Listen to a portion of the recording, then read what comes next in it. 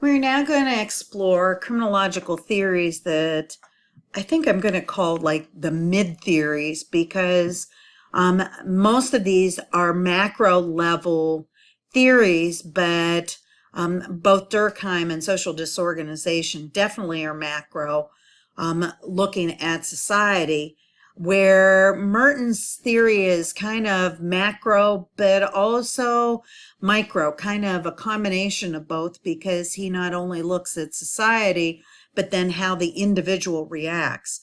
And then Agnew's is more of an individual take on Merton's theory. So all these theories are kind of leading up to when we get to our book on crime and the American dream. So first starting with Emile Durkheim. Durkheim was French and he's known as the father of functionalism, and meaning that every social institution within society has a function, including crime. And it is also sometimes called a theory of social integration. So one of the things we have to look at when we talk about Durkheim is what was going on in society at the time he wrote this. And he talked about what was called the collective conscious. And this was basically a collection of beliefs, ideas, and sentiments that people within society all shared. And part of the reason is that at the time, people were agrarian, meaning that they lived in rural areas and they relied on agriculture as the main form of employment. And because you might be a beef farmer versus, raising corn, even though you're raising different crops, there's no real division of labor. Basically, there are things that you all have to do in order to be successful. And so part of this collective consciousness was, even though you were working and in different aspects, you still had this sense of morality about what was passed down from your parents about what was wrong and right and wrong. And a lot of this in these smaller communities centered around religious beliefs. And so these collection of beliefs basically formed the boundaries of what was considered proper behavior. And ultimately they became the rules or laws. One of the things that comes out of this is what he referred to as mechanical solidarity. You basically ingrain these values and attitudes in the people around you, and it really places restraints on individual behavior because then you would be acting out of the norm. Now, what happens though is industrialization starts. And so people move from agricultural into industrial. And industrial is really more owners versus workers. And this division of labor then creates different levels and becomes more complex.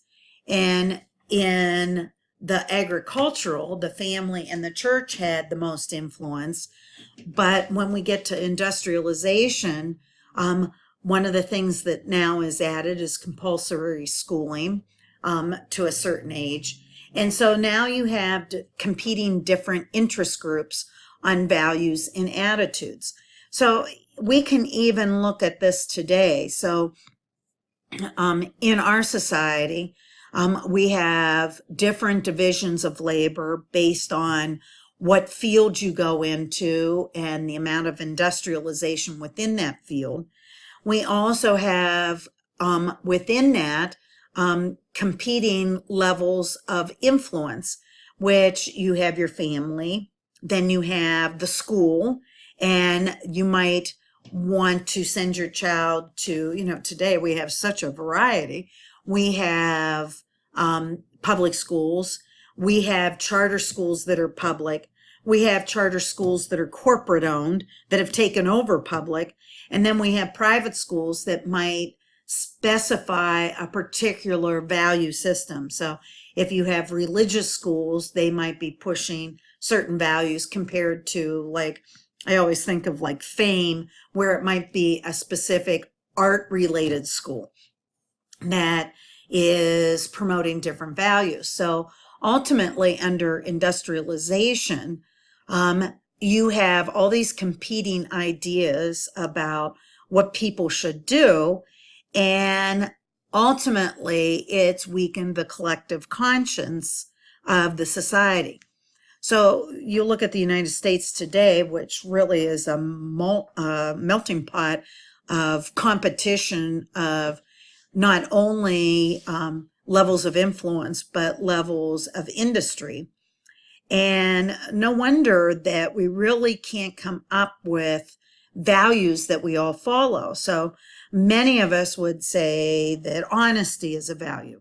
But then you look at like politics, and I think that probably one of the qualifications on, doesn't matter what side you are, is that you spin issues so that it fits into your value system. And so that then creates competition. We've had more competition about what schools could teach versus what churches could teach. And so, when I went to school many thousands of years ago, although we did not have prayer, occasionally things were mentioned that reflected more church influence than school influence, that then over the years has been removed because people who didn't go to church don't want that, or the belief that different churches might have different views. Although a lot of the research shows that most churches have a set of values that overlap with each other. But those might be against what industry wants. So, for example, in talking about weakening this collective conscience, when I was little, no one worked on Sunday except those that provided emergency services. So like hospitals were open, the police worked. I never thought about it, but corrections worked. And there were very few restaurants that were allowed to be open. So what weakened? Well, as industrialization becomes more entrenched in your society, businesses started complaining that they weren't making money. And then those, lobbied to start opening up. So very rarely do you find businesses, at least corporate businesses, closed on Sundays today. So that's just an example. Organic solidarity is really achievement of social order that is based on the manipulation of social rewards and costs. And these are based on our roles and statuses. So ultimately, if we go back to the last slide where we had mechanical solidarity, where everybody basically believed the same thing because it was limited on who was influencing you. Today we have what is referred to as organic solidarity, because now the things that become more important are based on costs and benefits. And we'll talk about that once we get to what's called institutional anomie, which is what Mesner and Rosenfeld write about in their book, Crime and the American Dream. Excuse me. To Durkheim, though, this organic solidarity many years ago, he referred to as anomie or normlessness, and basically was saying that as we have changed from agregarial to industrial, we've really basically lost a lot of people because there's so much competition for what the values and belief system should be that it causes alienation, loneliness, and isolation. And so you just think about the difference between rural and urban. Rural tends to be, people are more spread out. So they've always had to get together to meet each other. And so gathering places like church or even like social halls or bars become common more in rural area. But then when you go to urban areas, it's so much harder because there's so many people to create those same relationships.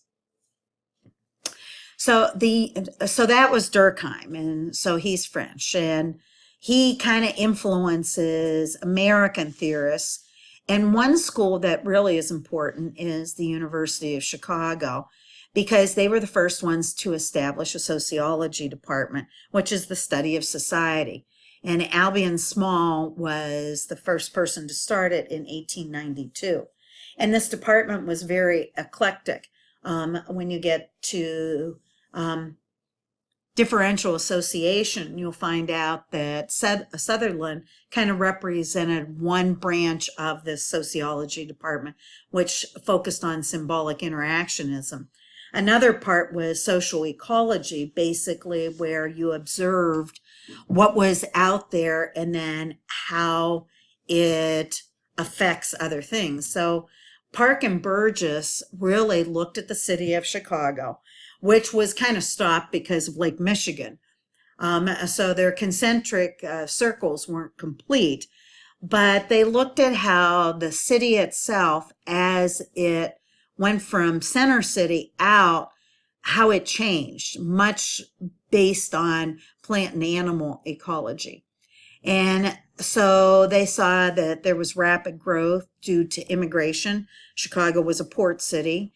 Urbanization, where people were high concentrations of people within the center city. And then industrialization and how that affected people over time and within the city. And so they came up with what they referred to as the concentric zone model.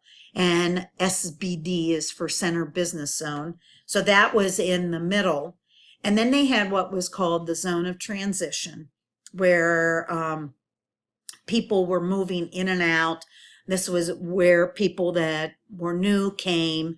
There were a lot of people who spoke different languages. In other words, it wasn't really a settled, stable neighborhood. The next zone was a little more stable, working class zone. Houses were closer together, but you start seeing single houses or like row houses. The residential zone's out farther, so now you have single houses. They're close together, but everybody has a yard. And then when you get to the commuter zone, people are much more spread out. And so in studying this, what was interesting is then a few years later, Clifford Shaw and Henry McKay, who were working for the Institute of Juvenile Research, which was an affiliate of University of Chicago, used that concentric zone model and then mapped addresses of juvenile delinquents for 30 years. And what they found is that crime was in that transition zone, which is zone 2. And it was lowest in the zone that was farthest out, the commuter zone. And it didn't matter who lived there. Zone 2 was always high crime. So as they were studying over those 30 years, different ethnic groups of immigrants came and passed through that. And so the transition zone really didn't change as far as the amount of crime, but it changed on who lived there for a period of time. And then what they noted is that those people that were finally able to get out of the zone 2, whether they got a steady job or maybe they found relatives and moved out to the working or the residential zone, it didn't matter that when they left zone 2, they committed less crime. And groups that came into zone 2 committed more crime. And so they found the same pattern in this transition zone for other social problems. So one of their conclusions is the most important groups for teaching pro-social behavior are family, play groups and the neighborhood. And so even if the family was teaching pro-social aspects, the neighborhood had an influence to change those initial belief systems. So what they conclude is that some characteristics that are going on in that transition zone. First, people come, they don't really have jobs, so there's high poverty. There was ethnic heterogeneity. So people that came that were immigrants came through here, stayed there briefly, and then moved on.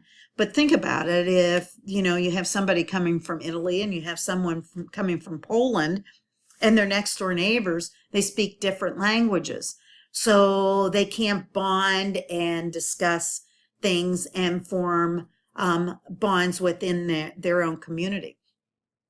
The other thing that then added is that people that were in this transition zone were trying ultimately to get out of it by getting a job. And so residential mobility also affected. And because of all the things going on, poverty, people not feeling they belong to each other, there was a lot of crime like prostitution, gambling, what we would consider vices. This disorder and incivilities ultimately competed against the good subcultures of, competing ways of life. So you have different subcultures developing, and they might all have different belief systems. And so ultimately, what this leads to is social disorganization, which ultimately leads to crime. And so both Park and Burgess, in their original concentric zones, identifying this, and then with Sean McKay testing it, we find out that where you live matters, which really then supports that the environment you live in has an influence on your behavior. This then ultimately contradicts our theories like deterrence and rational choice, which really eliminate outside factors that affect behavior. So Sampson and Groves in '89 then studied social disorganization, and they looked at some things of social disorganization and things that intervene in the behavior of each other. And one of the things is the ability of the community to supervise / control teenage peer groups. So go back and think about the example I just gave, where you have someone that's Polish and someone that's Italian, and they have teenagers, but they can't communicate what the value systems are to each other. And so then they have the inability to participate in controlling teenagers.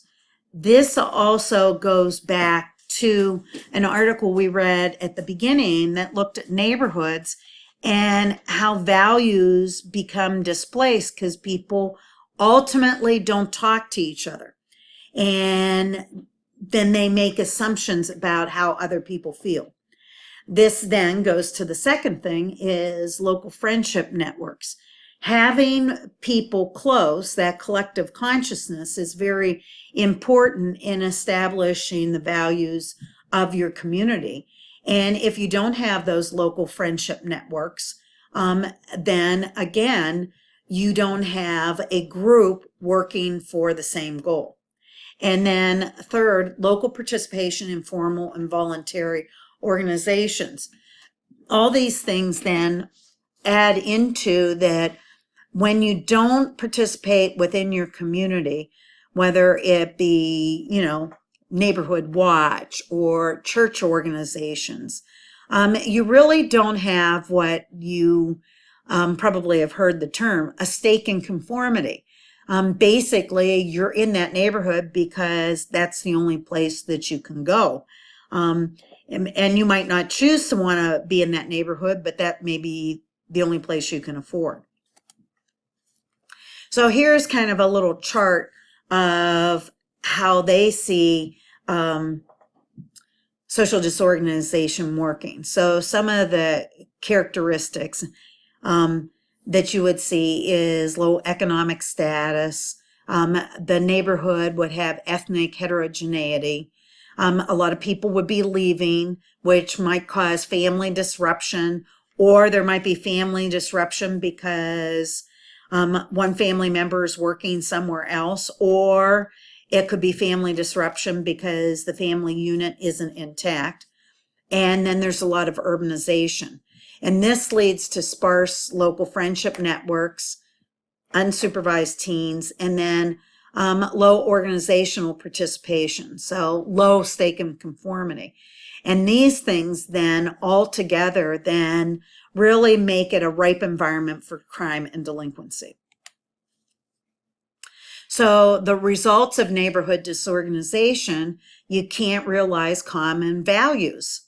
And that leads to not being able to solve local problems and pursue common goals.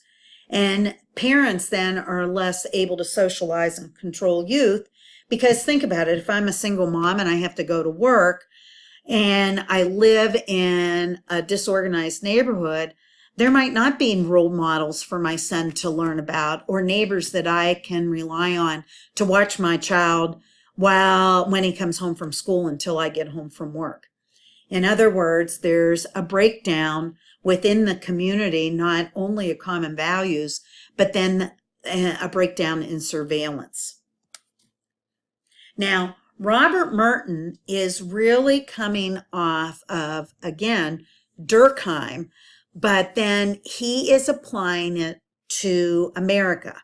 And at the time, he was looking at what makes people go from mechanical solidarity to organic. And he said that these institutionalized norms become weakened in societies that place an intense value on economic success, which is the United States.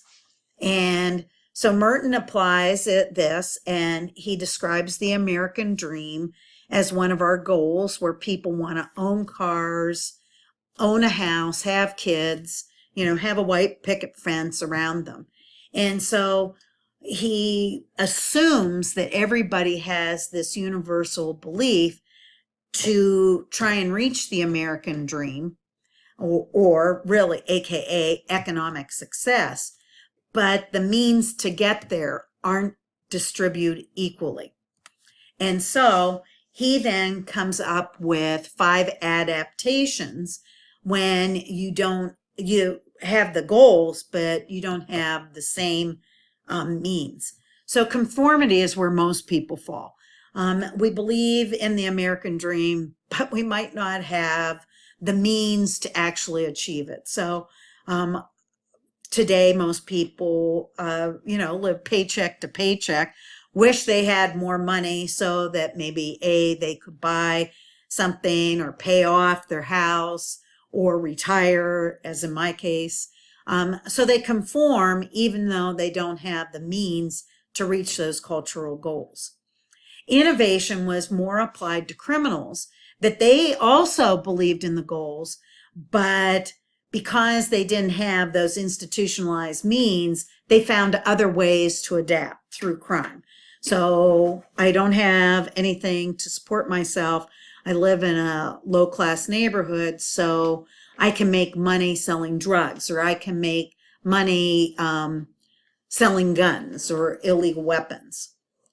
Ritualism is where people give up on the cultural goals, but they still follow the institutional means. And that could be a variety of situations. And today I think that ritualism is kind of expanded. For example, today I saw that only 33% of millennials own a house. And so they might stick to the means of working and saving money, but the goal is being blocked for them, partly because of student loans. And so they still follow those means, but they might realize that the goal they can never attain. Now, retreatism was basically people who kind of gave up on both the goals and the means. In early writings, Merton kind of put like people that were alcoholics or drug addicts. I guess maybe homeless people might fit in there, or even like mentally ill people. And then rebellion ultimately could be either you accept or reject the goals, or you accept or reject the means, but that you're not satisfied with what the status quo is. So I think a real good example would be some of the protests that we see, like the 99%, where they're questioning why there's such a small percentage of people that are billionaires and why they keep making more money instead of helping culture. Now, that doesn't mean that people that believe that are going outside the means, but that they're rejecting those cultural goals. And now you have more of a progressive agenda, which says, wait a second, I really think we need to change these cultural goals, but they might stick to some of the means. And you even have on the right, the extreme right, where you are rejecting some of the cultural goals for your own goals, that they believe that everybody should follow. So rebellion really fits into our society today when people cannot or do not want to follow the means and goals that have been established in the past. Now, Albert Cohen came after Merton, and he kind of combined both Sutherland's and Merton's writing, probably because they sat on his dissertation. And he said that delinquency really was a result of goal blockage. And he said you have middle class teachers that expose middle class values to working lower class kids. Now, he concentrated on boys. And so they want the same sense of belonging, but the means to middle class are blocked, which creates status frustration. So they create their own subculture. And so they do non-utilitarian crimes, whether it be, drugs or tagging or something. But in other words, they create a subculture that basically kind of alleviates the status frustration. Then Cloward and Olin kind of drew from the ideas of Merton, Cohen, and Sutherland's differential association. And they claim that subcultures really represent some of the problems of adjustment, which matches what Cohen was kind of saying. But one of the major adjustment problem is monetary success, which they take from Merton and the American Dream. And this success in school, even though that they believe in this, still places them at a disadvantage, particularly in low-class neighborhoods. So once again, we see where environment provides limits to the people living there in obtaining the American dream. So one of the ways cultural transmission is created is through criminal subculture, a cultural subculture, and then a retreatist subculture. And so more stable working class neighborhoods might allow a criminal subculture where you have more property crimes, even though they're still keeping with the means that are expected. A cultural subculture is less stable, and this is what we find in lower class neighborhoods, where each culture adheres to different values, and you see more violent crimes. And then they come up with retreatist subculture, where you don't have access to either one of the above ones. And so you basically check out. So drug users, again, what we just said, like homeless, drug users, mentally ill. So here's kind of an overview of how these theories kind of work and kind of intertwine. Strain theory, here they're talking, Robert Merton will be talking about Agnew in his strain theory in a minute, which is a little more individual than Merton's. But lower class feel the strain, and so they commit crime ultimately for money. Subcultural strain theory represents Cohen and Cloward and Olin, that when you're in lower class, you feel the strain, and this might develop subcultures that commit crimes so that they can become more equal. Or Cloward and Olin say, yes, but the crimes they commit depends on the area they live in. And then subcultural theory, which we really don't go over, but is really another branch of this, is lower class doesn't feel the strain because each subculture has different values. And so, but overall, when we go back to Durkheim, this really adds to the organic solidarity that makes it difficult for us all to believe in one set of values. Now, I've talked about this in social bonding theory, but it can also fit in here, is that there are 5 techniques that people might use to neutralize their belief system in order to do deviant behavior.